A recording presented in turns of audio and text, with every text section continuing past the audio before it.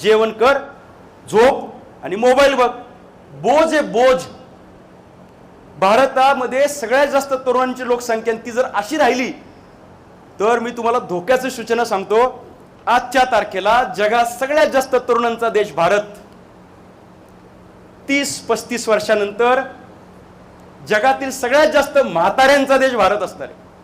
आणि आपली अख्खी इकॉनॉमी जर नुसती मोबाईलवर बघत टाइमपास करत आहे, कुठला पिक्चर आलाय, चल लग्नाला, पत्रिका नाही तरी जेवायला गेले, वरात कुणाची माहित नाही तरी नाचायला गेले, गाडी मित्राच्या मित्राची ट्रिपल सीट रॉंग साईडनी गाडी चालवते, बोंबलत ते असं असं वाकडं तिकडं, ते हँडलनी गाडी वळवत नाही,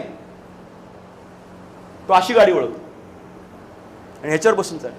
ही असली जर तरुण पिढी जर झाली चुकून तर सर 45 वर्षांनी 40 वर्षांनी भारत हा, बोलायला वाईट वाटते मला, परंतु आर्थिकदृष्ट्या पॅरलाइज्ड नेशन होणार आहे जर असं आपण केलं तर.